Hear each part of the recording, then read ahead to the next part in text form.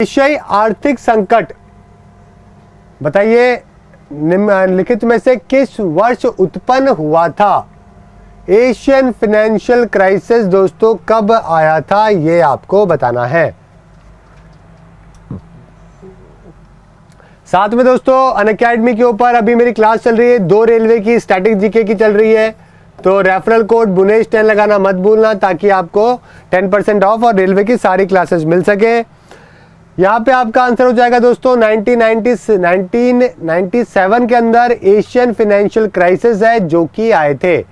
देखिए Asian financial crisis है ये ईस्ट एशिया वाला जो एरिया है वहां पे सबसे पहले आए थे और उसके बाद में धीरे धीरे पूरे एशिया के अंदर फैल गए थे। ओके, और 2 साल के अंदर काफी ड्रास्टिक फर्क है जो कि हमारे एशिया की फाइनेंशियली पड़ गया था। तो 1997 आपको ध्यान रखना है। Who gave the statement supply decides its own demand? पूर्ति अपनी मांग स्वयं निर्धारित कर लेती है, यह कथन किसका था? सही बात है ना। सप्लाई के हिसाब से डिमांड जो है वो क्रिएट होती है और डिमांड होती है तो सप्लाई अपने आप होती है। बताओ भाई किसके द्वारा ये बात है जो कि कही गई थी।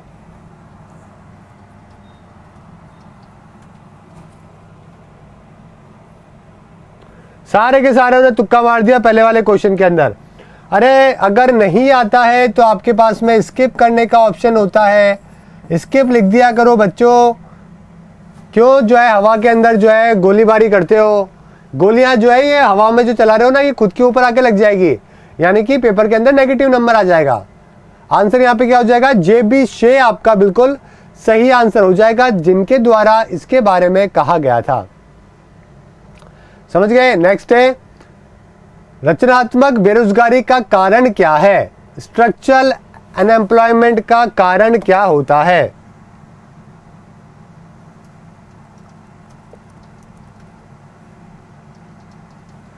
जल्दी से बताइए। देखो कई तरीके की अनएम्प्लॉयमेंट है जो कि देखने को मिलती है। समझ गए।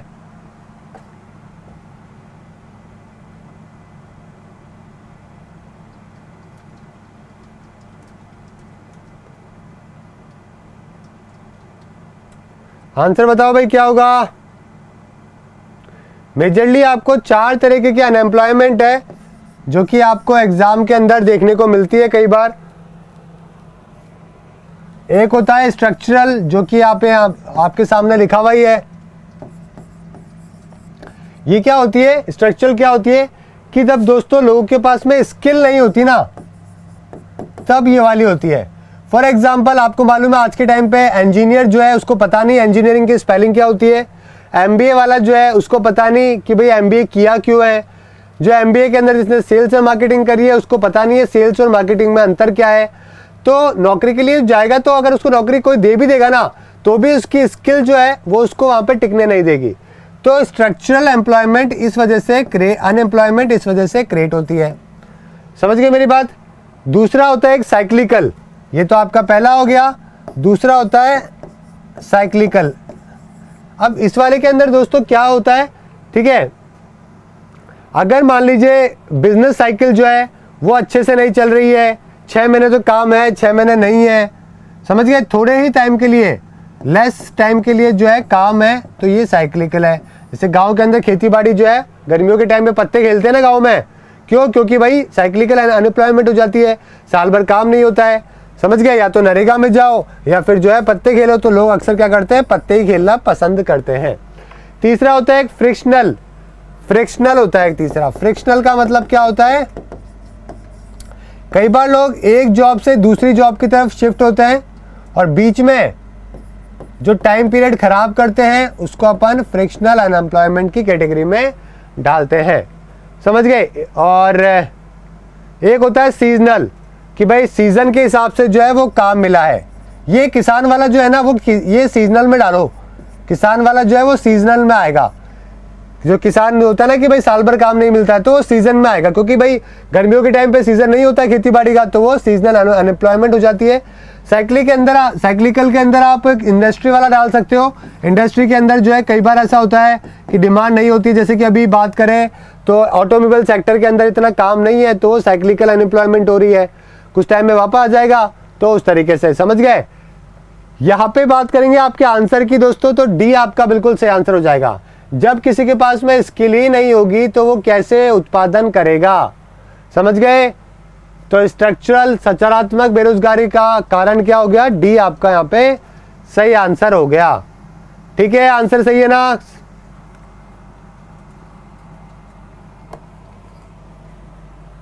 नेक्स्ट क्वेश्चन आपका, न्यूनतम पर होने वाली परिघटनाओं का विज्ञान क्या कहते हैं। Science subject of low temperature.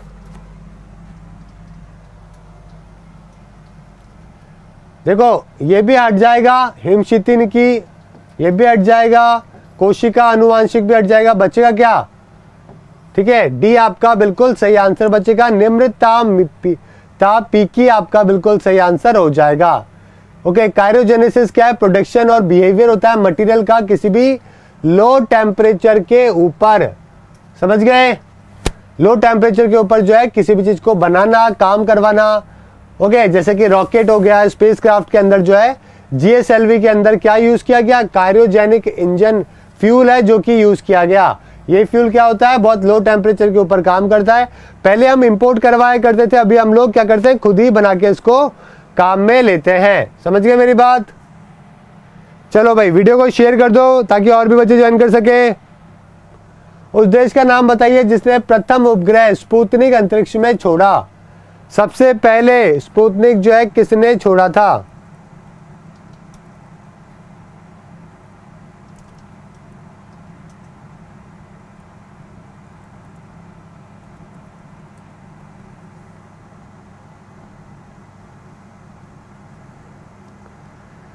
कब की बात है, 1957 की बात है। ठीक है, फर्स्ट आर्टिफिशियल अर्थ सैटेलाइट 4 अक्टूबर को जो है छोड़ा था। 3 वीक के बाद में उसकी बैटरीज है जो कि क्या हो गई थी, डेड हो गई थी, और पूरी दुनिया के अंदर हल्ला मच गया था कि ये क्या हो गया। इस तरीके से भी कोई काम कर सकता है क्या, साइंस इस लेवल के ऊपर भी पहुंच सकती है क्या। अमेरिका का दिमाग खराब हो गया। कुछ टाइम बाद में अमेरिका ने भी काम स्टार्ट किया और फिर करना चालू कर दिया, और फिर उसने भी छोड़ दी अपनी सैटेलाइट। ये बहुत ही इंटरेस्टिंग है, इसके ऊपर एक मूवी भी बनी है दोस्तों, किस तरीके से पहली बार जो है वो सैटेलाइट भेजी गई थी रशिया की यूएसएसआर के द्वारा। और पिक्चर का नाम तो मेरे को याद नहीं है, लेकिन बहुत ज़बरदस्त पिक्चर है। जिसके साइंटिस्ट के द्वारा काम किया गया था ना, वो बहुत ही स्कूल के अंदर, कॉलेज के अंदर लो ग्रेड स्टूडेंट हुआ करता था। माइन के अंदर जो है उसके फादर काम करते थे, तो बड़ी मुश्किलों से छोटा छोटा रॉकेट बनाते बनाते जो है स्टार्ट किया था।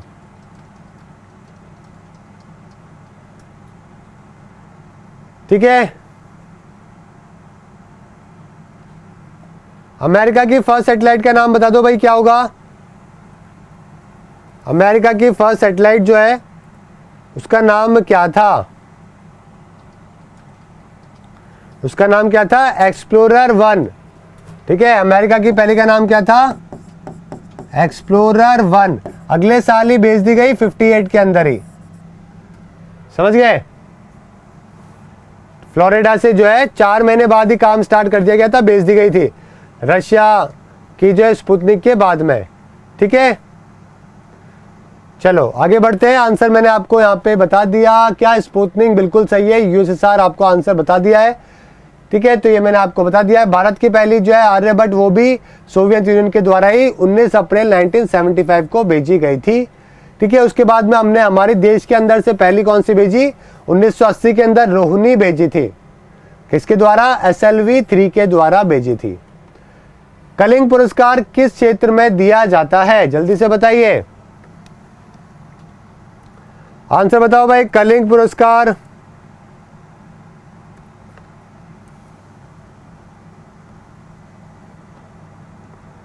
कलिंगा पुरस्कार यूनेस्को के द्वारा जो है, यूनेस्को के द्वारा इस पुरस्कार को दिया जाता है? सबसे पहले शुरुआत करी गई थी 1952 के अंदर। बिजू पटनायक जो है ना, बिजू पटनायक, उनके द्वारा जो है वो डोनेशन दिया गया था। ठीक है,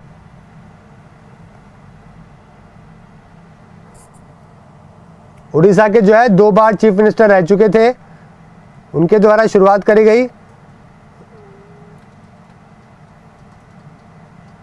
काफी सारे बच्चों का यहाँ पे आंसर जो है, देखो आंसर क्या हो जाएगा इसका दोस्तों, आंसर हो जाएगा साइंस यानी कि विज्ञान के अंदर जो है इस पुरस्कार को दिया जाता है, ध्यान रखिएगा। समझ गए? 2017 का लास्ट मिला था, एरिक करके है बेल्जियम के, 2017 का एरिक करके थे, उनको इस पुरस्कार से सम्मानित किया गया था। ठीक है दोस्तों, ध्यान रखिएगा।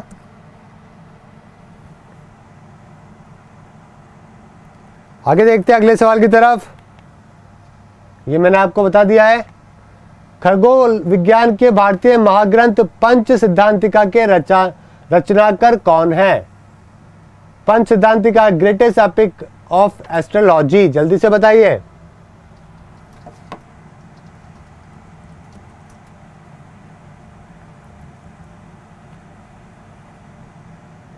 आंसर करो भाई, क्या होगा?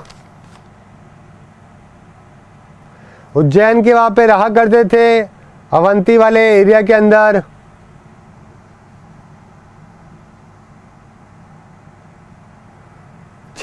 BC सच मतलब 500-600 AC जो है ना, AD, उस टाइम पे रहा करते थे, गुप्ताज के टाइम पे। आंसर क्या हो जाएगा? वराहमिहिर आपका बिल्कुल सही आंसर है, जो कि हो जाएगा। ठीक है, यहाँ पे इनके जो 3 फेमस काम है दोस्तों वराहमिहिर के, ध्यान रखिएगा। एक तो पंच सिद्धांतिका है, इसके अलावा एक ठीक है, बृहत संहिता है, जिसको अपन एनसाइक्लोपीडिया भी कहते हैं, दुनिया की पहली। ठीक है, बृहत संहिता। इसके अलावा एक और बृहत जटाका।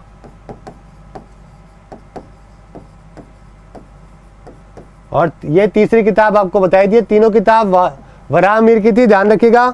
गुप्ताज के टाइम पे थे और काफी फेमस थे एस्ट्रोलॉजी के ऊपर, काफी इन्होंने काम किया था। दुनिया की पहली एनसाइक्लोपीडिया बृहत संहिता को ही कहते हैं।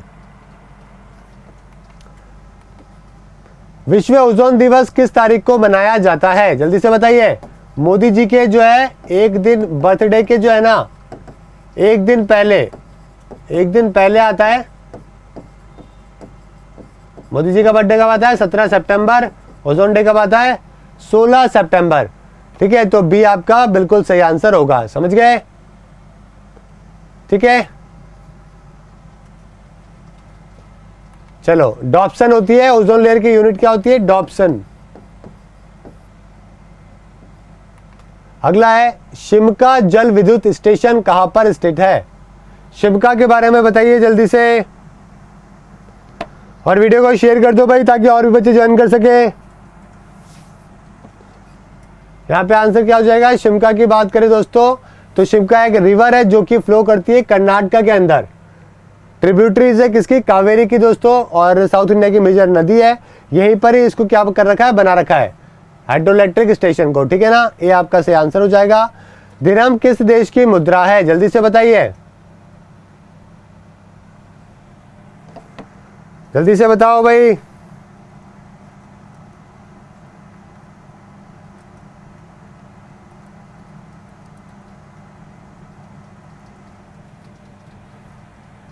इराक के अंदर क्या चलता है?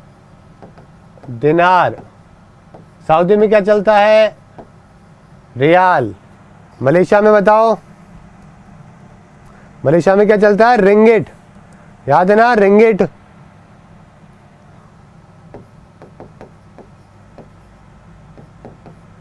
ठीक है, बचा क्या? यूएई, जहां पे क्या चलता है? दिरहम चलता है। ठीक है, तो आपका बी बिल्कुल सही आंसर है, जो कि हो जाएगा। ओके, ठीक है, कितने के बराबर होगा? दिरहम और अगर 1 रुपए को अपन कंपेयर करेंगे तो कितने के बराबर होता है, जल्दी से बताओ भाई। कन्वर्ट करोगे तो कोई 1 दिरहम जो है ना वो कोई 20 रुपए के बराबर है। ठीक है, अगला सवाल देखते हैं। भारतीय वन सेवा कब स्थापित करी गई थी? इंडियन फॉरेस्ट सर्विसेज के बारे में आपको बताना है। जल्दी से आंसर करो। फॉरेस्ट सर्विसेज का जो बनी थी दोस्तों, ये बनी थी कब? 1966 के अंदर। आंसर क्या हो जाएगा? ए आपका सही आंसर हो जाएगा। ठीक है, 1966 के अंदर, इंडिपेंडेंस के बाद में ऑल इंडिया सर्विस एक्ट के द्वारा इसको बनाया गया था।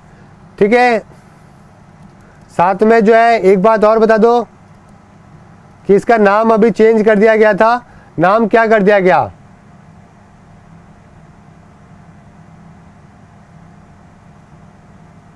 गवर्नमेंट का प्लान था, मतलब department of personnel and training का।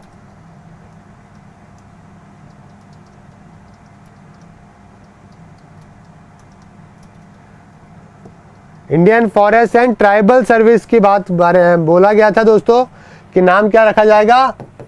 Indian forest and tribal services. ठीक है, ध्यान रखिएगा ताकि ट्राइबल लोगों के लेकर भी ये लोग काम कर सके। नेक्स्ट देखते हैं, प्रसिद्ध प्रयाग प्रशार्थी का लेखक कौन है? जल्दी से बताइए। प्रशार्थी, प्रयाग प्रशस्ति का कौन है राइटर? जल्दी से बताइए।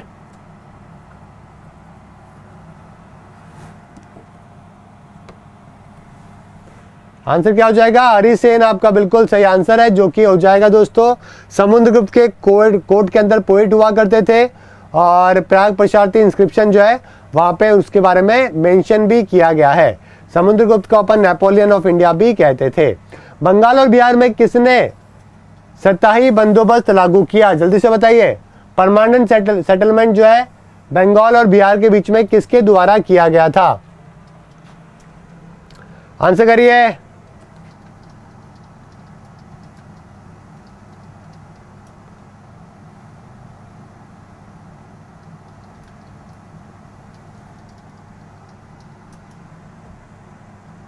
जल्दी से बताओ भाई, आंसर क्या होगा? देखो, परमानेंट सेटलमेंट की बात करें दोस्तों तो बंगाल के अंदर कॉर्नवेल्स के द्वारा इंट्रोड्यूस किया गया था 1793 के अंदर। कॉर्नवेल्स दोस्तों वही आदमी है जो कि वॉशिंगटन डीसी से यूएस के इंडिपेंडेंस वॉर के अंदर हारा था और फिर इसको इंडिया भेज दिया गया था 1776 के टाइम पे जो है ये हारा था। तो ब्रिटिश ईस्ट इंडिया कंपनी और जो लैंडलॉर्ड्स थे बंगाल के, उनके बीच में सेटलमेंट हुआ था लैंड रेवेन्यू को इंक्रीज करने को लेकर, और उस टाइम पे गवर्नर जनरल बनाए, लॉर्ड कॉर्नवेल्स जो है उनको गवर्नर जनरल बनाया गया था। आईसीएस जो है वो भी कौन लेके आया था? कॉर्नवेल्स ही लेके आया था। तो आपका आंसर क्या हो जाएगा? ये आपका यहाँ पे बिल्कुल सही आंसर है, जो कि हो जाएगा। नेक्स्ट क्वेश्चन है, राष्ट्रपति ने सर्वप्रथम अनुच्छेद 352 के अंतर्गत आपातकाल की घोषणा कब करी थी? सबसे पहले 3 बार यूज हो चुका है नेशनल इमरजेंसी, एक बार 62 में, 71 में और 75 में। आपका आंसर क्या हो जाएगा? इंडिया चाइना का वॉर हुआ था तब लगाया गया था। ठीक है, ध्यान रखिएगा, ये देख सकते हो आप 3 बार जो है लगा था। नेक्स्ट क्वेश्चन है, निम्नलिखित समितियों में से किस समिति के साथ राज्यसभा के सदस्य जुड़े हुए हैं? बताओ, कल ही बताया ये क्वेश्चन तो मैंने, ये वाला तो मैंने कल ही करवाया है आपको, थोड़ा सा दिमाग लगाओ।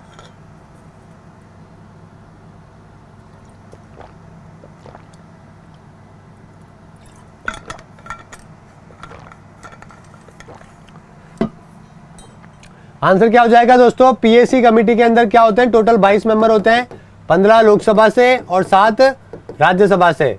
अधीर चौधरी है जो कि अभी कौन है? इसके हेड है, कल बताया था ना मैंने आपको। बाकी एस्टिमेट कमेटी के अंदर भी लोकसभा के होते हैं, इसमें भी लोकसभा के होते हैं। ठीक है, निम्नलिखित में से किस राज्य ने अभी तक पंचवर्षीय योजना, ये पंचायती राज सिस्टम लागू नहीं किया है? पंचायती राज सिस्टम लागू दोस्तों देखो कहाँ कहाँ पे नहीं है। एक तो आपके मेघालय के अंदर नहीं है,